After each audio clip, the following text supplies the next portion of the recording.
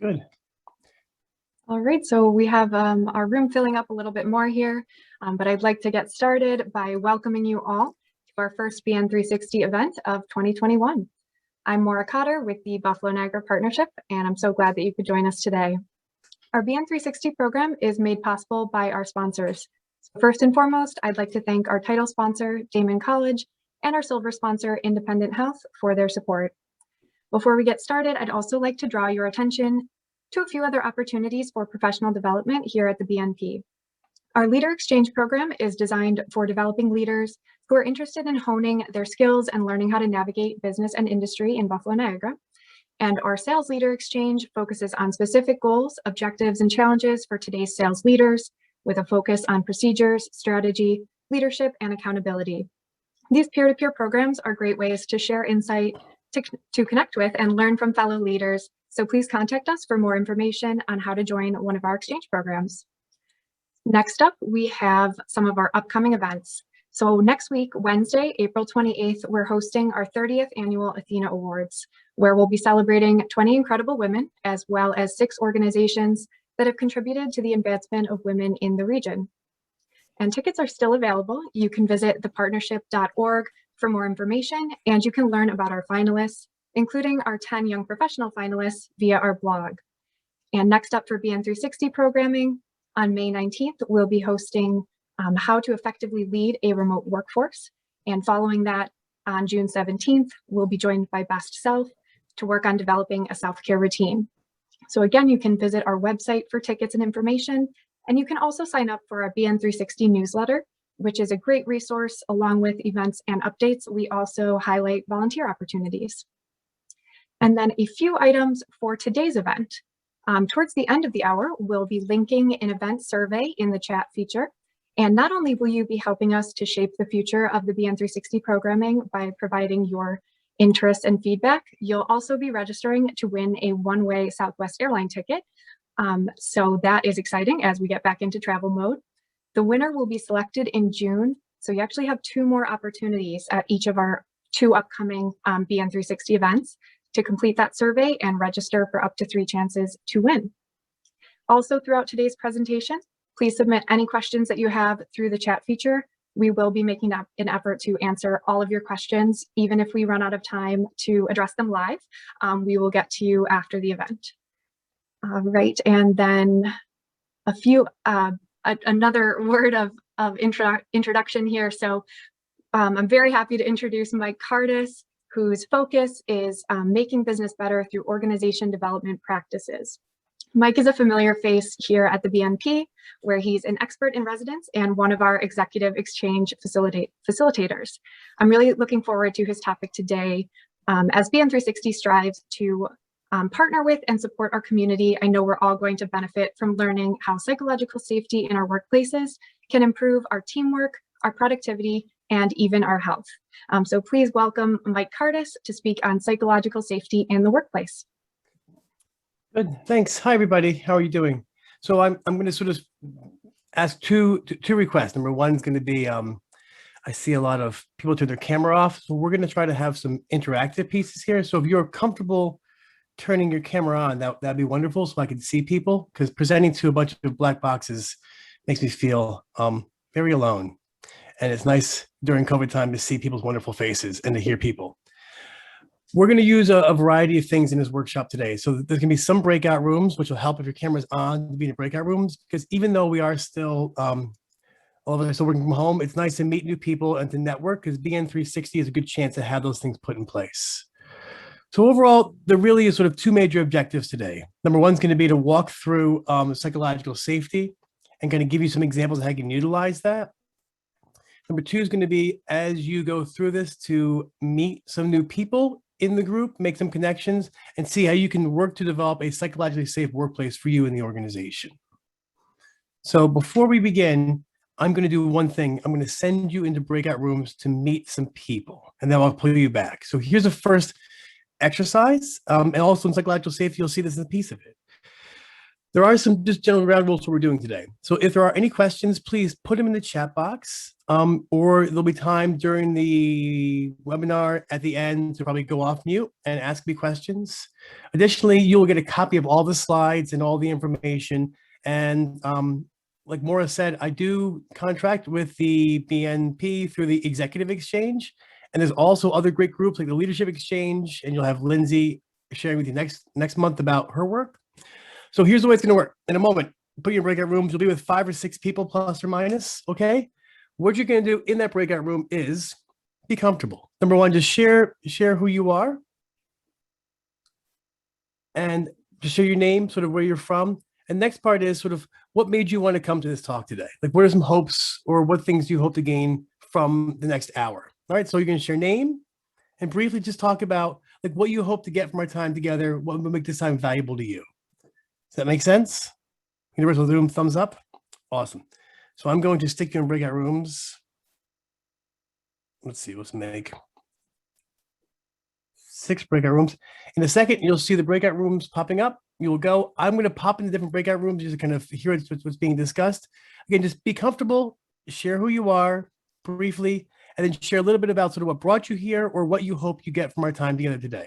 Make sense? Awesome. I'm opening the rooms right now. All right, see you guys in 5 minutes. Awesome, awesome, awesome. All right, as people are popping in, I'm just going to mute everybody, just so we don't have any sort of weird background noise. Let's get to the content stuff, all right? So people are coming in. Again, you will get a copy of all these slides. I'm going to walk through this, and I'll share the ideas. Hang on, more viewers are coming in. All right, I think everybody's here now. So let's get into psychological safety.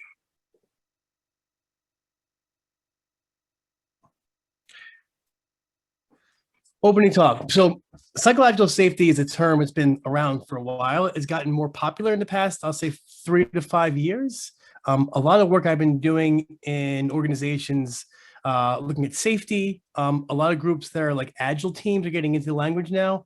And additionally, as we're seeing the wave and the beneficial increase of justice, equity, diversity, and inclusion in workplaces, psychological safety is more and more of a way to kind of frame how do we have discussions and allow folks to be able to kind of talk in organizations.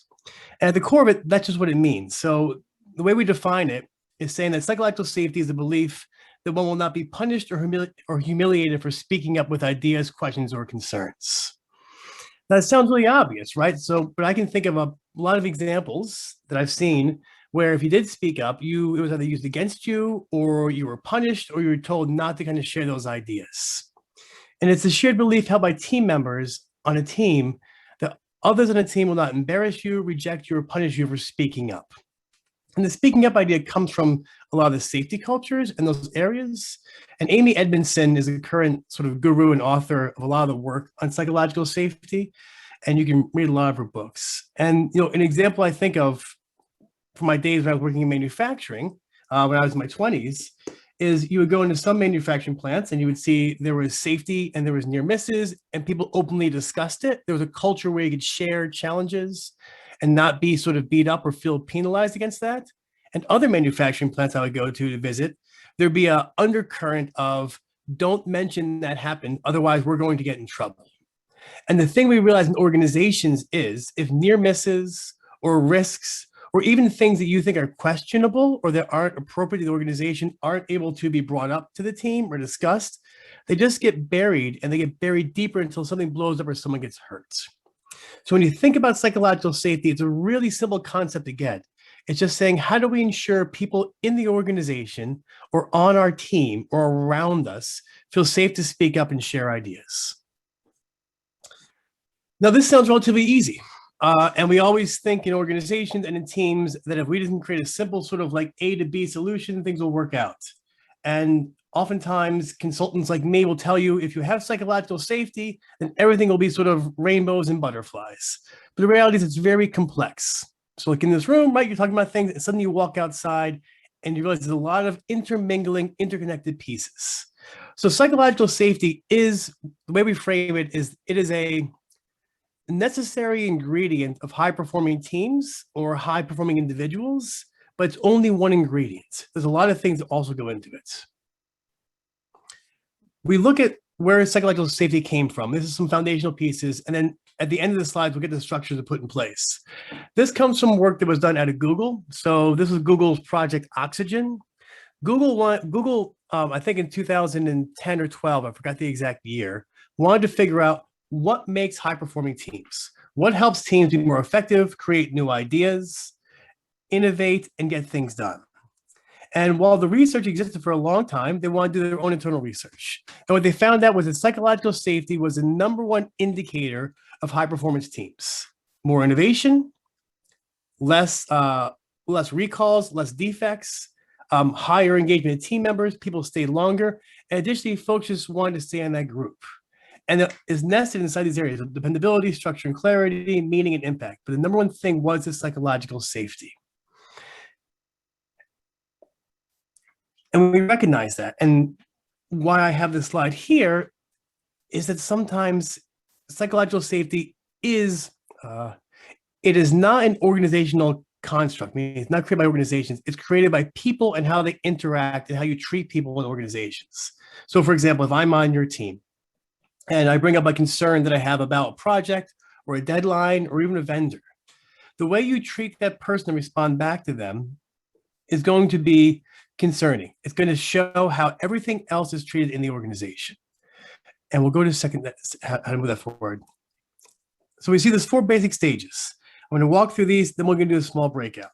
So when you think about this, these are stages or what we call building blocks of psychological safety.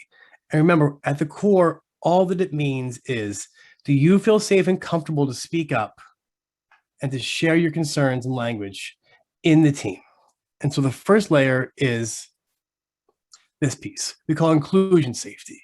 Inclusion safety satisfies the basic need of humans to connect and belong, right? In this stage, you feel safe to be yourself. You are accepted for who you are, including your unique attributes and defining characteristics.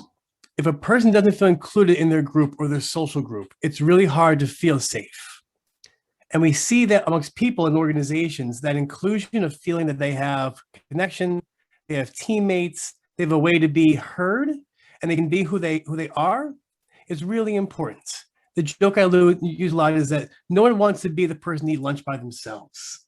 You have to make sure people feel included in the strategy. And part of the inclusion piece is creating an environment where you can speak up, ask questions, have those things in place. Stage 2, which goes a little bit more higher in psych safety, is called learner safety.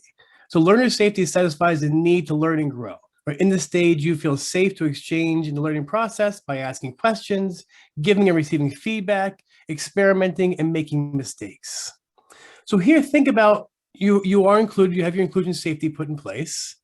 Now you're in a meeting, right? And in the meeting, you are not too sure what the acronyms mean, or you're not too sure what the senior person is saying.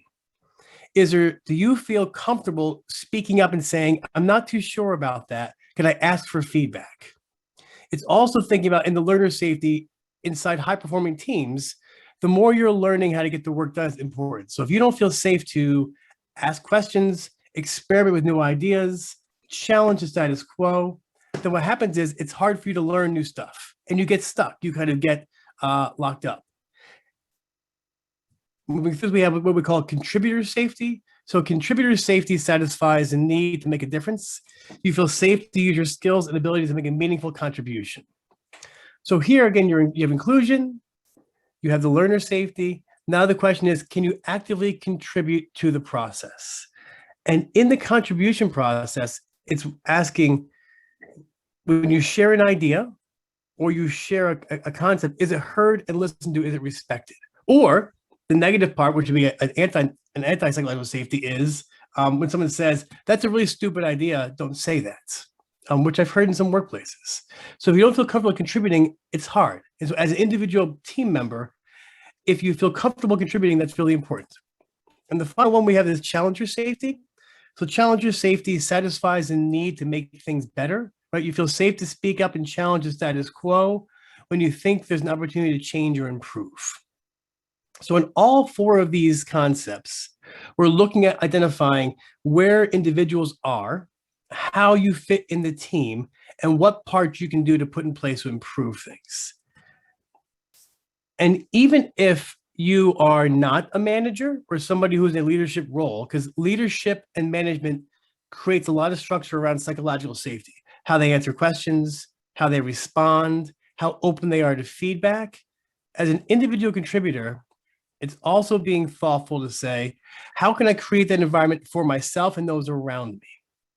So I'll use an example.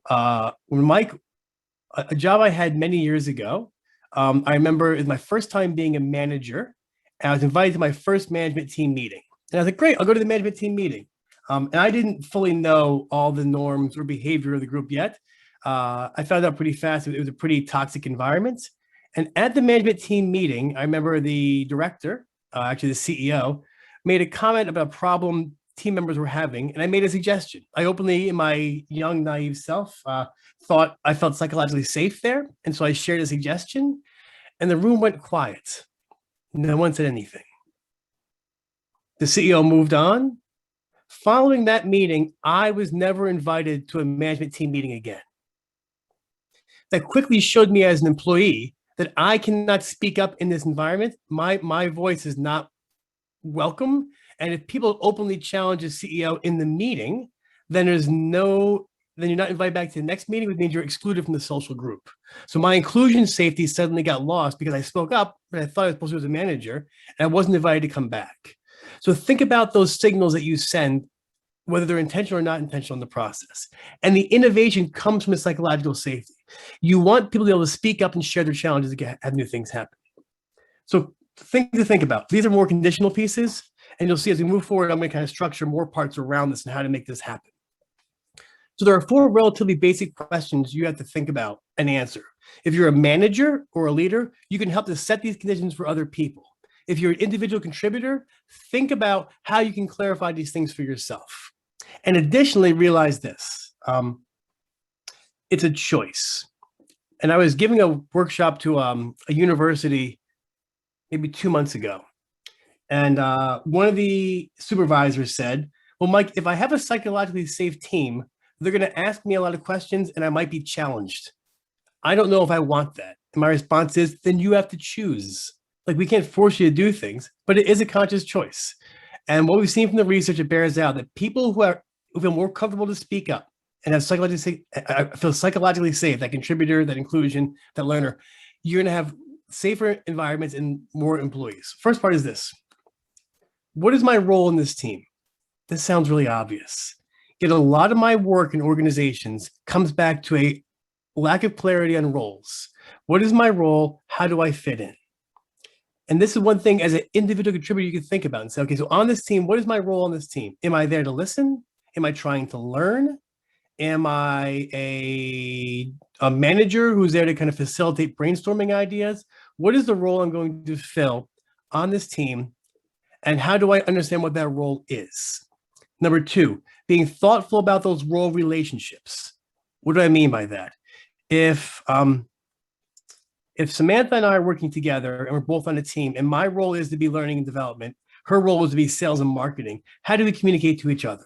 So being thoughtful about your role and defining what your role is will help you feel more comfortable in your position because now you know how you fit in.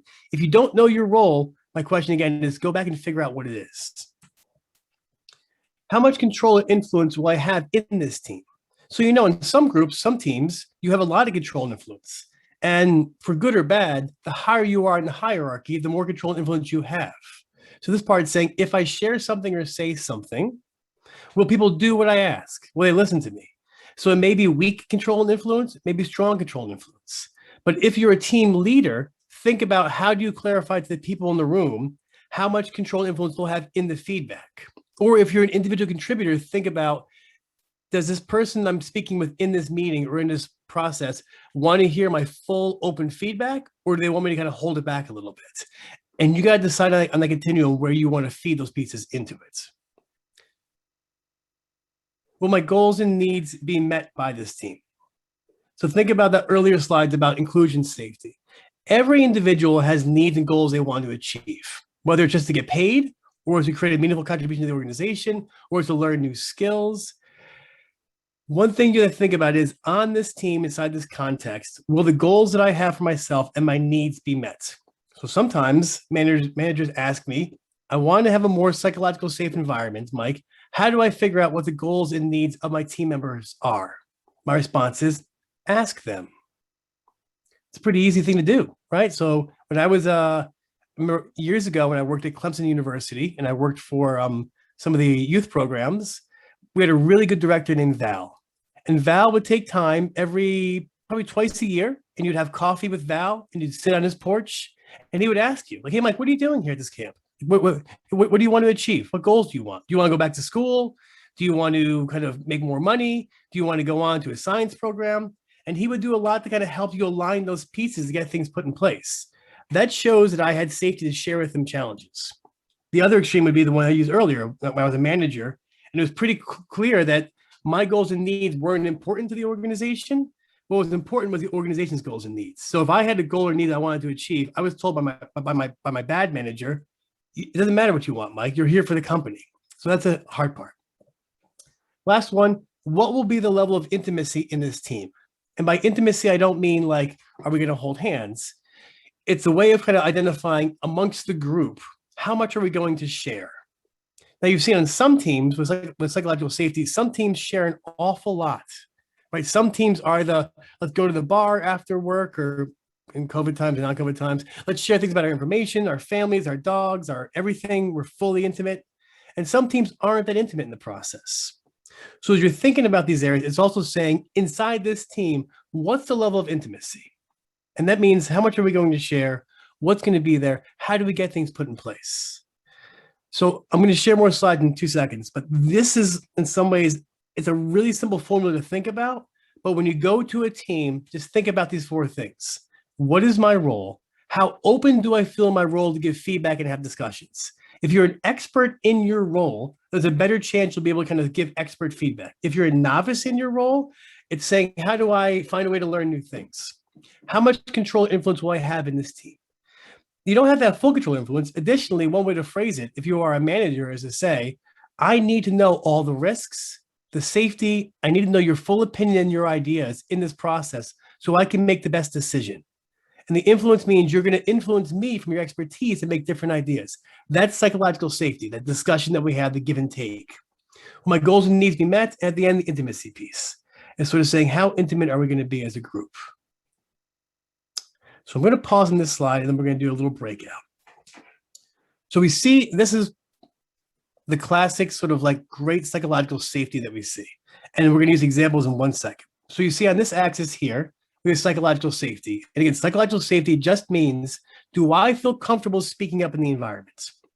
A great example Edmondson uses in her talk is an example of a nurse. And the nurse looked at a doctor's note and saw that the doctor's note was not accurate, right? But that nurse knew that if she brought that lack of accuracy to the doctor, she would have gotten yelled at and told to be in your place. It's not her place to question the doctor, but just because the role was set that way.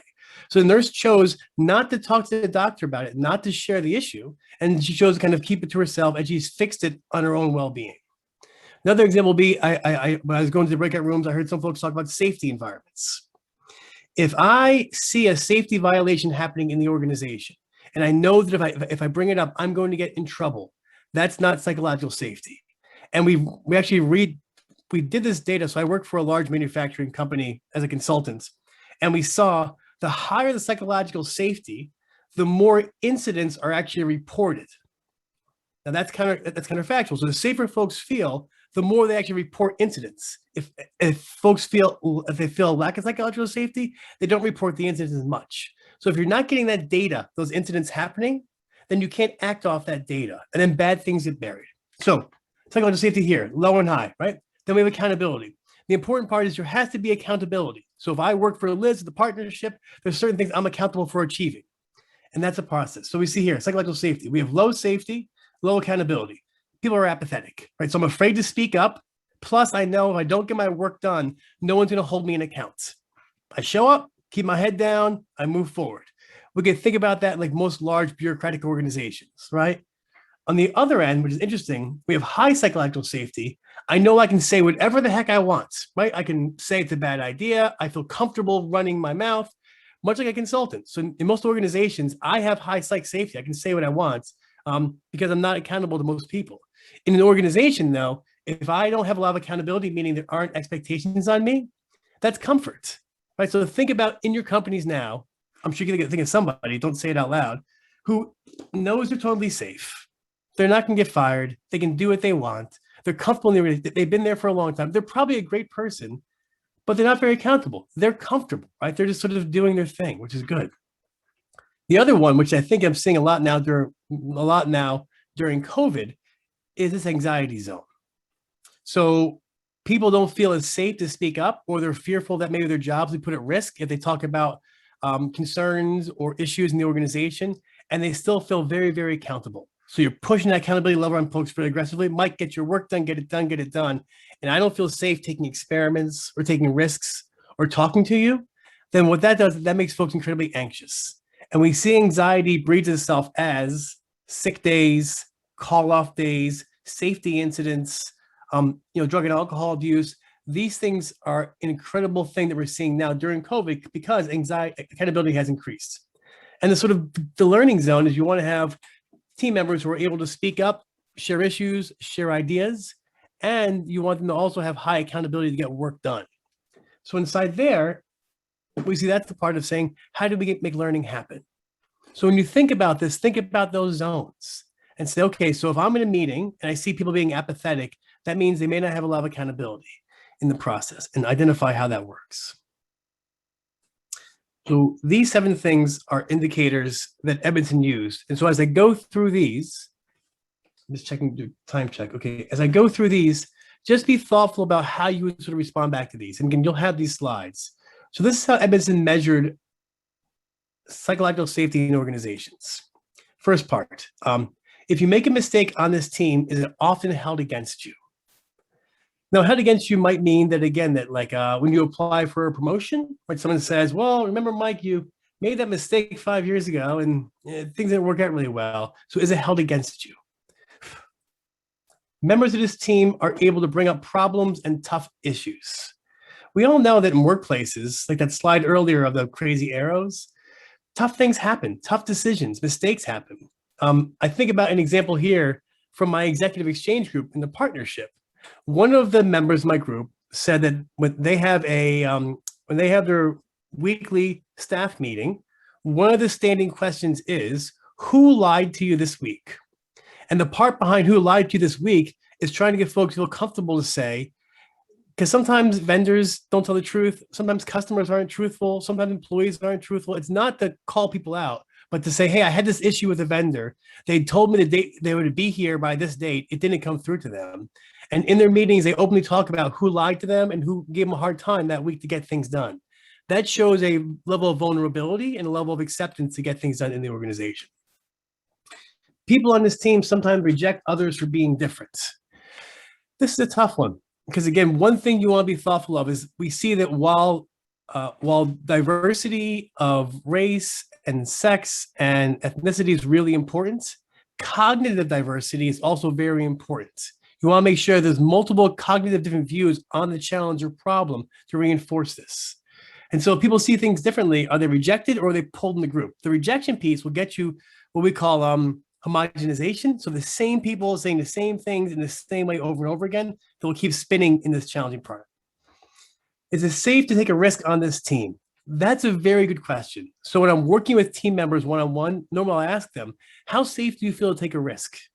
What's your level of risk? Now, part of that is your individual clock for risk aversion and risk acceptance. But on the team, does the team encourage you to take a risk, to try new things? So I'll use an example that we saw actually today. So Maura from the partnership is relatively new to this team. And we saw that there was a lot of support from the BNP folks to encourage her to do that opening discussion, to try new things and make this work, which shows in me that that's a decent thing for someone to take a risk, try the language out, get reinforcement, and try something new. As opposed to her feeling like, oh, if I screw up, I'm going to be fired. I didn't sense that at all. It was really good. Is it difficult to ask other members for help on this team? That's also important. So think about this. When you're working on your team and you're having a hard time, who do you ask for help? No one on this team would deliberately act in a way that undermines my efforts. Ooh. I've seen this a lot, where again, you may have team members who are, we call it double speak, who are in the meeting being supportive of your ideas, but then at the actual workplace are working to undermine your skill sets and have the work take place. Sometimes I'll use an example. I was doing years ago some work out of a large manufacturing plant on their master black belts in Lean Six Sigma. And one of the project managers was a great project manager. He raised his hand and he was like, "Hey, Mike, you know what? He's I know that if my team fails, if my project comes in over budget or doesn't work out, I immediately take the blame and take accountability for that." He goes, "There's been some pretty serious projects in this organization where I stood up and said, we didn't hit the mark. It's my fault. I take the heat for it and we move on." And he's like, because of that, I have people who will work on my team anytime they get a chance. There's other project managers who, if things go bad, the first thing they do is they undermine their entire team and they say everything else was their fault. Those project managers, nobody wants to work on their team. So be thoughtful about that. How do folks undermine your work? And the last part is working with members of this team. My unique skills and talents are valued and utilized. So psychological safety is being able to share your talents, share your skills, and be heard in the organization. These 7 questions I think are really valuable in thinking about how things work in the organization. All right, so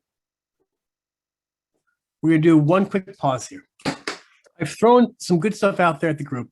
It's probably a little overwhelming right now, which is fine.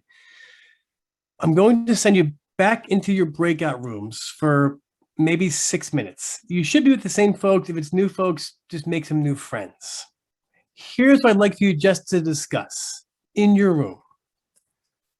Think of an example of when you've either seen psychological safety, people openly share challenges in a meeting or with you. Think of a good example and maybe a bad example. Right, so think of an example of when you saw or noticed in your workplace or in your life high psychological safety. And think of an example when you saw where people felt really unsafe to share and bring ideas up. If you can share those 2 examples, a good example and a bad example inside your breakout rooms. Does that make sense? All right, awesome.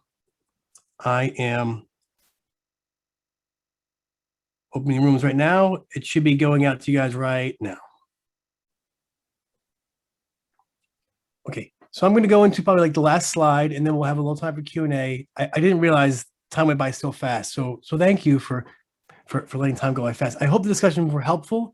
I was talking to Liz too during the break, is that like psychological safety, a lot of times it's just setting the mood, right? It's kind of saying, here's what we need. And on one of the breakouts, one gentleman, Dennis from Duntire, was saying it's important also to clarify your role, right? So it's like if you're looking for, they say the term, if you're a leader, you're looking for what we call weak signals that may indicate other areas of success or failure.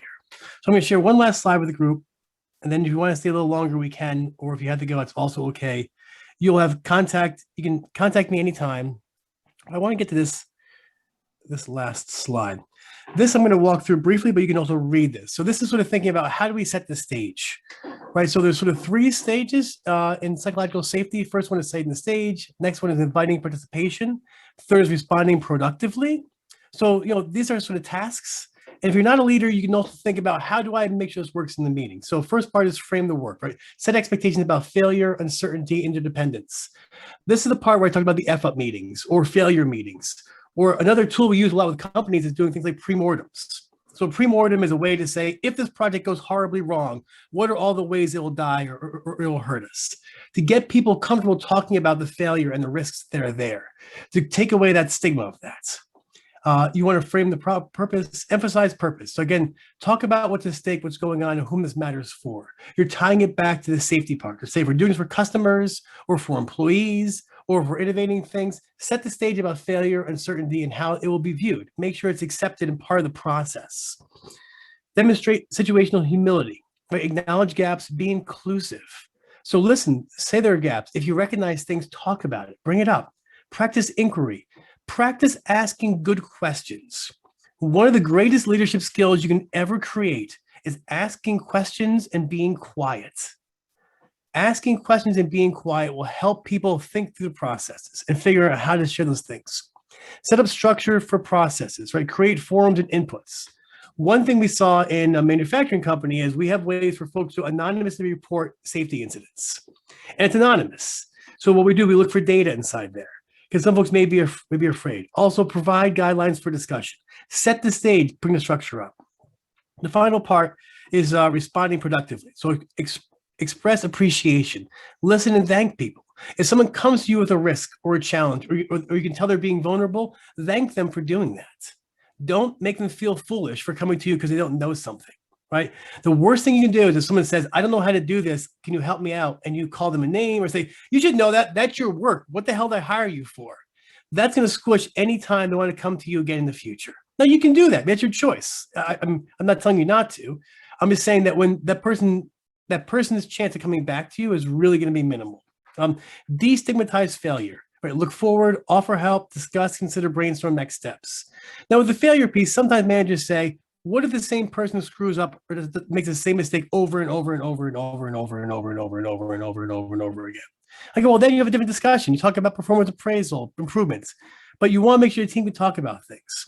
And this part here is the most important thing. Punish clear boundary violations. What this means, if you're in a team meeting, and somebody chooses to undercut somebody, use a inappropriate slur or language, cut somebody off or behave inappropriately, that there is a violation for that boundary is put in place pretty quick. Those who choose to do that are seen as not being accepted by the group and are not part of the process. The most important thing you do is this, and I was talking earlier about this, is if someone does that, they violate they make the environment suddenly feel unsafe, you have to talk to that person and tell them that's not how we do things.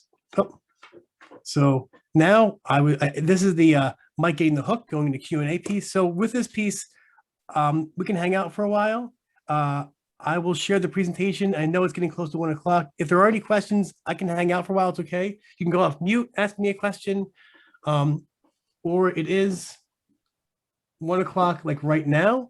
So if you have to go, it's okay. In the slides will be my email address. You can contact me. But before you go, if you want to ask a question, please go off mute or put something in the chat box. I'll be happy to answer any questions. So what questions are hanging out there? If somebody does break that boundary, do you suggest having that conversation in private with them or in the meeting as it happens? I think in private at first, always give the person respect, treat them as an adult. You just want to talk to them and say, that's not how we do things here in the organization. By doing that, you're making it more challenging for folks to speak up.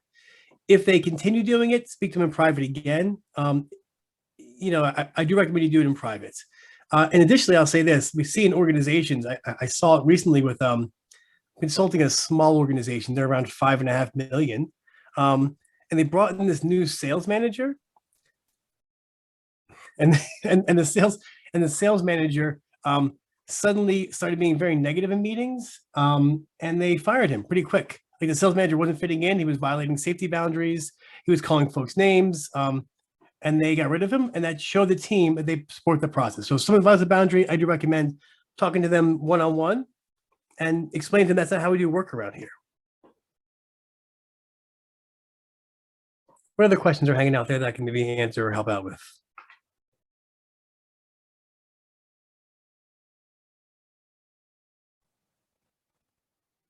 I don't want to cut anybody off, but something that came up in my group discussion was kind of around being a newer employee and kind of how do you kind of get over that natural instinct to want to, sometimes you want to, jump in right away to prove yourself. Other times you're afraid, they'll tell you, hey, you just started, maybe slow down a little bit, maybe learn some things. Kind of how do you get beyond that? And how do you foster that in acceptance of, participating when someone is new? Yeah. So it's interesting. So you're right. So new employees would want to be involved. It's a matter of, I think, self-awareness is recognizing at what parts of the organization and the meetings do you feel more psychologically safe to share those ideas? It's being kind of self-aware of how you feel in that environment and utilizing that.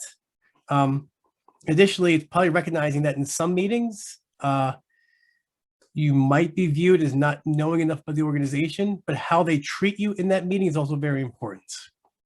So I'll use an example quickly. So I did a lot of work, and I still do work with the Atlanta Federal Reserve Banks, the Fed of Atlanta. And 4 years ago, they had a big problem with turnover of staff that were 35 and younger. And the reason the staff that were 35 and younger turned over was because they were new employees. And in that system, if you're not tenured and you've been there for a long time, your views aren't valuable. So we had to actually change the way the company operates. We put a mandate in place that 72% of all high-profile projects had to be led by a staff that was under 35. By giving those staff members access to high-profile projects, they were seen as being valuable in the organization, and they were also able to kind of learn new things. So if you're a new staff member, it's part of it's self-awareness, and part of it is also sort of figuring out how you can fit in and where to share those ideas. All right. So are there any more sort of questions that are hanging out there? Again, I'm happy to hang out. If folks want to hang out for a little bit, we can hang out and talk about more stuff. I'm happy to stay around. And also, I will share the slides with the BNP. They will forward them off to all the participants. And then you can contact me with any questions or contact the BNP. Also, I strongly encourage you to look into the Leadership Exchange or Diversity Exchange. There's a lot of great things going on that the BNP is doing to help our community. And it's really wonderful. So thank you all for being here today. Please feel free to reach out with any questions, but that's what my time is. So thank you. Thanks so much, Mike, and thanks for these few extra moments. Thanks to everyone who's still on, everyone who joined us today and participated in our discussions. I know I feel like I learned a lot from my breakout room session, so I hope you all did too. And thanks again to our sponsors, Damon College and Independent Health, and hope to see you all at our next event in May. Thank you. Thank you.